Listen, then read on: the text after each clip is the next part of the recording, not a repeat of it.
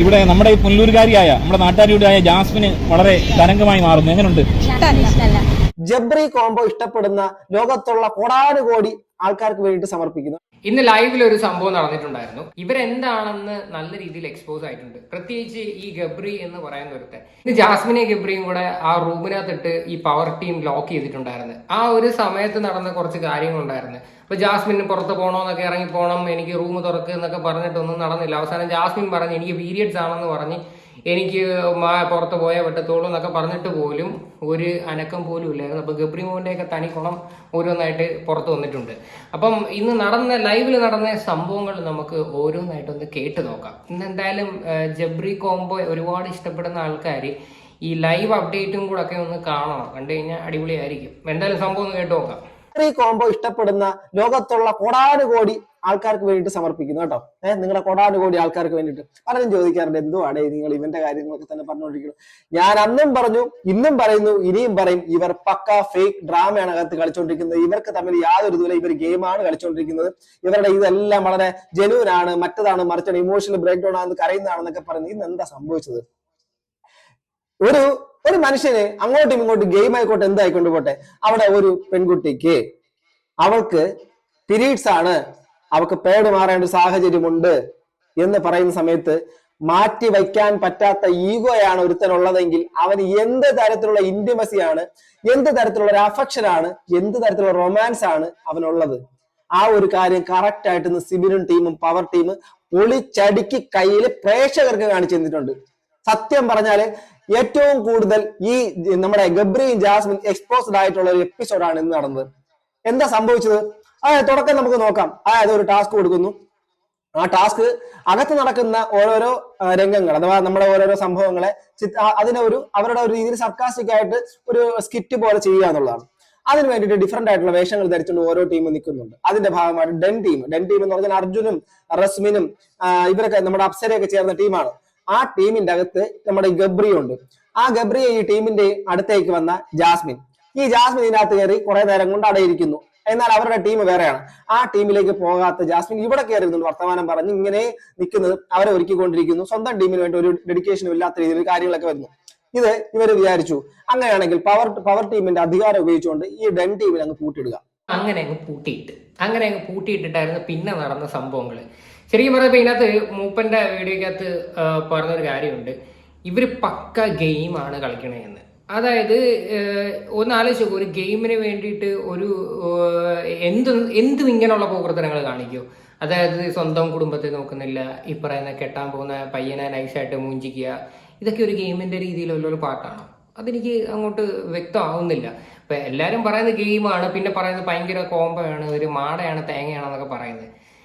എന്നിട്ടും ഈ പീരീഡ്സ് ആണെന്ന് പറഞ്ഞിട്ട് പോലും അവൻ അവിടെ മാപ്പ് പറയാനൊന്നും അവൻ സമ്മതിക്കുന്നില്ലായിരുന്നു. അതായത് അവൻ അവിടെ തന്നെ ഇങ്ങനെ ഇരിക്കുമായിരുന്നു കല്ല് പോലെ. ഗബ്രി എന്ന് പറയുന്ന വ്യക്തി, അവൾക്ക് പീരീഡ്സ് ആണ്, അവൾക്ക് പാഡ് മാറണം എന്നൊക്കെ പറയുമ്പോൾ പോലും അളിയന്റെ മനസ്സ് അലിയുന്നില്ലേ? ഞാൻ എന്തൊരു നീ എന്റെ ഭാര്യയാണ്, അമ്മയാണ്, അച്ഛനാണെന്നൊക്കെ പറയുമ്പോഴത്തേക്ക് എന്താ ഇതൊന്നും ബാധകമല്ലേ? എന്തായാലും ബാക്കിയുടെ കിട്ടുമോക്കാം പറയുന്നു. അവസാനം ആ ഒരു ഡോർ ലോക്ക് ആവുന്നു, ഇവർ അകത്താവുന്നു. എന്നിട്ട് ഡ്രാമാറ്റിക്കൽ ആയിട്ടുള്ള മൊമെന്റ്സ് അവിടെ സ്റ്റാർട്ട് ആവുന്നു. ആദ്യം ഗബ്രി കുറെ നേരമൊക്കെ ഡിഫെൻഡ് ചെയ്ത് പറഞ്ഞു, തുറന്നു വിടും, മറ്റത് മറിച്ചതൊക്കെ പറഞ്ഞു. എന്നിട്ട് ഗബ്രിയുടെ മറ്റൊരു സ്വഭാവം കൂടെ പുറത്തു വന്നു. പവർ ടീമിന്റെ മുമ്പിൽ പോയി കുനിഞ്ഞു നില്ലെന്ന് പറഞ്ഞിട്ട് ജിൻഡോയെ പറഞ്ഞു. ഇവൻ എത്ര വിവരമുണ്ട്? എന്റെ അടുത്ത് എന്നിട്ട് പറയാ കുനിഞ്ഞു നിൽക്കുന്നത്.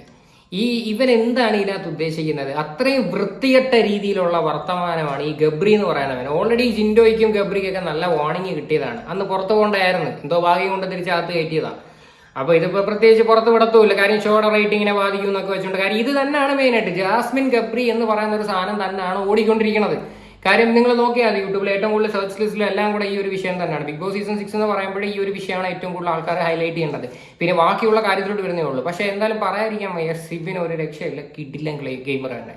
സിബിൻ ഇങ്ങനെ പോയി കഴിഞ്ഞാൽ കൺഫേം ആയിട്ട് ടോപ്പ് 5 കാണുകയും ചെയ്യും, അളിയെ നൈസായിട്ട് കപ്പടിച്ചുകൊണ്ട് പോവുകയും ചെയ്യും. ഈ ഒരു രീതി പോയാൽ നല്ല ഗെയിമറാണ്. കാര്യം പറയുന്ന കാര്യങ്ങളായാലും പറയുന്ന പോയിന്റ്സ് എല്ലാം നല്ല കിടിലമായിട്ടാണ് എനിക്ക് ഫീൽ ചെയ്തിട്ടുള്ളത്. എന്തായാലും ബാക്കിയുടെ കേട്ടു നോക്കാം.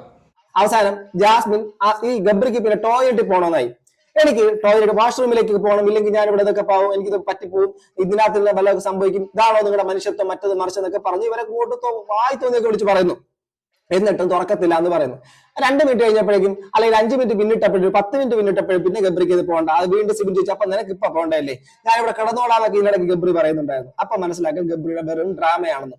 അതിനുശേഷമാണ് നമ്മുടെ ജാസ്മിൻ രംഗപ്രവേശം ചെയ്തിട്ട് ജാസ്മിൻ പറയുന്നത് ഒരു കാര്യം ചെയ്യും, എനിക്ക് പീരീഡ്സ് ആണ്, അപ്പൊ എനിക്ക് അതുകൊണ്ട് പേഴ് മാറ്റേണ്ടി വരും, അതുകൊണ്ട് എനിക്ക് എന്നെ പുറത്തേക്ക് വിടണമെന്നൊക്കെ ആദ്യം പറഞ്ഞായിരുന്നു.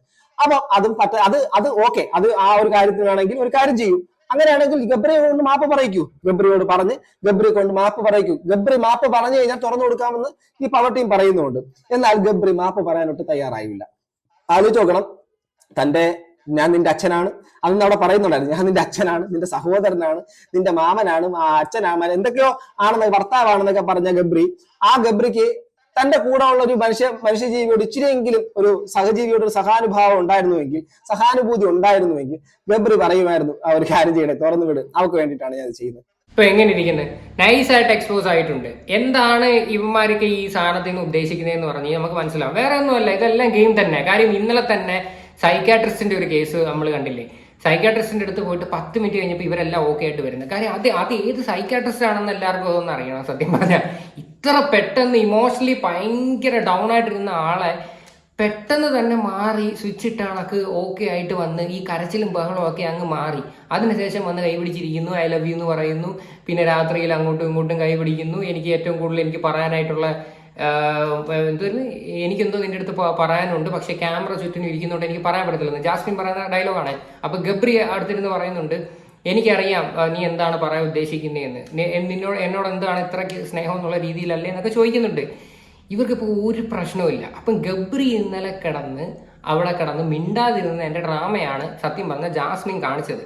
എന്തായാലും ആ കാണിച്ചു കൂട്ടിയതിനെല്ലാം ഫലമായിട്ട് ഇപ്പം ഓരോന്ന് പുറത്ത് നിന്ന് തിരിച്ച് കിട്ടിക്കൊണ്ടിരിക്കുന്നുണ്ട്. പിന്നെ ഇപ്പം കുറച്ച് മുന്നേ ലൈവിൽ ഒരു സ്കിറ്റൊക്കെ ഇങ്ങനെ അവതരിപ്പിച്ചിട്ടുണ്ടായിരുന്നു. അപ്പൊ അതിനകത്ത് ജാസ്മിനെ നൈസായിട്ട് വലിച്ച് കീറിയിട്ടുണ്ടങ്ങ്. ജാസ്മിനും ഗബ്രി അതിനകത്ത് കിടന്ന് കാണിക്കുന്ന കുറെ കാര്യങ്ങളൊക്കെ അവർ നൈസായിട്ട് അവതരിപ്പിച്ച് നല്ല കിടിലമായിട്ട് ചെയ്തിട്ടുണ്ട്. എന്താ കഴിഞ്ഞാലും ഞാൻ ഇപ്പോൾ കുറച്ച് മുന്നേ ഒരു വീഡിയോ കണ്ടിട്ടുണ്ടായിരുന്നു നമ്മുടെ ജിനൂസ് 2.0 ചാനലിൽ. ഈ പറയുന്ന ജാസ്മിൻ്റെ നാട്ടിൽ പുനലൂര് തന്നെ പോയിട്ട് പബ്ലിക് റെസ്പോൺസ് എടുത്തതാണ്. അപ്പം പബ്ലിക് റെസ്പോൺസിൽ ആൾക്കാർ ജാസ്മിനെ പറ്റി പറയുന്ന ഓരോ കാര്യങ്ങളാണ്. അതെന്തായാലും നമുക്കൊന്ന് കേട്ടു നോക്കാം. ഇവിടെ നമ്മുടെ ഈ പുനലൂരുകാരിയായ നമ്മുടെ നാട്ടുകാരിയായ ജാസ്മിന് വളരെ തരംഗമായി മാറുന്നു. എങ്ങനെയുണ്ട്? ഒത്തിരി ഓവർ ഒറ്റയ്ക്ക് കളിക്കില്ല, രണ്ടുപേരും കൂടെ ഒരു ഇതായിട്ട് കളിക്കുന്നത്. അതായത് ഈ ജാസ്മിനും ഗബ്രിയും തമ്മിലുള്ള കോംബോ നിങ്ങൾ ഇഷ്ടപ്പെടുന്നില്ല. എന്തുകൊണ്ടാണ് അത് ഇഷ്ടപ്പെടാത്തത്? അവർ ഇത്രയും കരയും പിടിക്കുകയൊക്കെ ചെയ്തിട്ട് നിങ്ങൾ എന്തുകൊണ്ട് നിങ്ങളുടെ മനസ്സിൽ തട്ടുന്നില്ല? ഇല്ല, അങ്ങനെ കളിക്കാനല്ലോ ബിഗ് ബോസ് എന്ന് പറഞ്ഞ ഗെയിം വെച്ചേക്കുന്നത്. ഒറ്റയ്ക്ക് കളിച്ചിട്ട് നേടാനുള്ളതല്ലേ, അതാകുമ്പോൾ അങ്ങനെ കളിക്കുന്നില്ല. അല്ല, ഇതിനു മുമ്പ് നല്ല ലവ് കോംബോ പലരും കല്യാണം കഴിച്ചു പോയവരും ഉണ്ട്. പക്ഷേ ഇത്തവണ ഇവർക്കെതിരെ മാത്രം വലിയൊരു ജനറേഷൻ ഉണ്ടാവുന്നു. പക്ഷേ ഇവരുടെ ഞങ്ങൾക്ക് ഇത് തോന്നുന്നില്ല. കാരണം വെച്ചാൽ ഇതിപ്പോൾ കഴിഞ്ഞ് കഴിഞ്ഞാൽ ഇത് സക്സസ് ആവും നമുക്ക് ഒരു ഉറപ്പില്ലല്ലോ. ഇല്ല, അങ്ങനെ കണ്ടിട്ടില്ല. ഞാൻ ജാസ്മിനെ പോകുന്ന കണ്ടപ്പോൾ ഞാൻ നിർത്തി പരിപാടി കണ്ടിരുന്നു. എന്താണ് ജാസ്മിനാണ് ഏറ്റവും തരംഗമായിട്ട് ഈ സീസണിൽ മാറുന്നത്? ജാസ്മിൻ എന്താ ഇഷ്ടപ്പെടാത്തത്? എന്തോ ജാസ്മിനെ കണ്ടപ്പോൾ തലത്തിനെ കാണാൻ തോന്നിയിട്ടില്ല. ജാസ്മിൻ ഗബ്രി ലവ് കോംബോ ഇഷ്ടപ്പെടുന്നില്ലേ? ബോറാണ്. അവർ ഇത്രയും കറിയും വെള്ളമൊക്കെ ഉണ്ടാക്കുകയും ചെയ്തിട്ട് എന്താണ് നിങ്ങളുടെ മനസ്സലിയാത്തത് പ്രേക്ഷകരുടെ? അതുകൊണ്ട് ഈ സീസൺ കാണാത്ത. അവരുടെ ഒരു ഫേക്കായിട്ട് തോന്നുന്നുണ്ടോ? ഫേക്കാണ്. എന്താ അങ്ങനെ തോന്നാനുള്ള കാരണം എന്താ?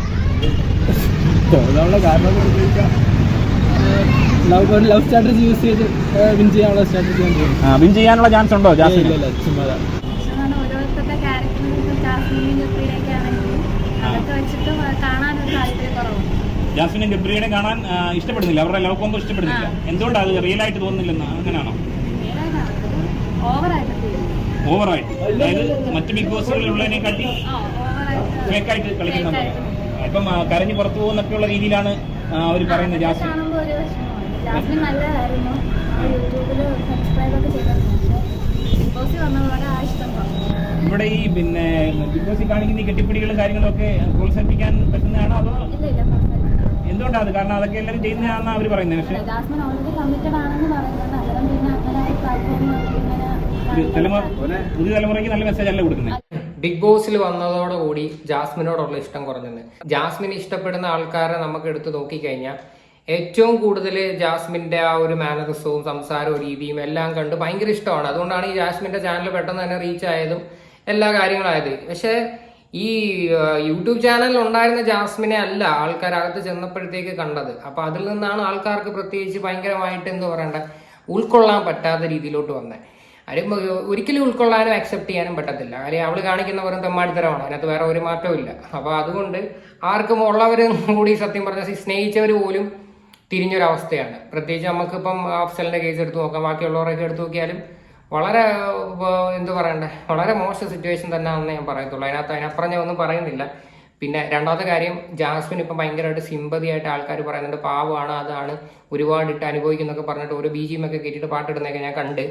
പക്ഷെ അത് കാണിക്കുമ്പോൾ നിങ്ങൾ ആലോചിക്കുക, നിങ്ങൾ ഓപ്പോസിറ്റ് ഈ ജാസ്മിൻ കാരണം വിഷമിച്ച ഒരുപാട് ആൾക്കാരുണ്ടായിരുന്നു. പ്രത്യേകിച്ച് ഒരാളാണ് ഈ പറയുന്ന ഇന്നലെ സ്റ്റോറിയൊക്കെ ഇട്ടത് അഫ്സലിന്റെ കേസ്. അതേപോലെ തന്നെ ജാസ്മിന്റെ ഫാമിലിയുടെ ഒക്കെ അവസ്ഥ എടുത്തു കഴിഞ്ഞാൽ ഇനി എന്തായി കഴിഞ്ഞാലും ജാസ്മിൻ അവിടെ നിന്ന് കളിച്ചിട്ട് കപ്പുമായിട്ട് വന്നു കഴിഞ്ഞാലും വലിയ അതിശയമൊന്നുമില്ല. പക്ഷെ ഈ നഷ്ടപ്പെട്ടതെല്ലാം തിരിച്ചു കിട്ടുമെന്ന് നമുക്ക് പറയാൻ പറ്റത്തുമില്ല. അപ്പൊ ഈ ഒരു വിഷയത്തെ പറ്റി നിങ്ങളുടെ അഭിപ്രായങ്ങൾ നിങ്ങൾ തീർച്ചയായിട്ടും കമന്റ് ചെയ്യുക.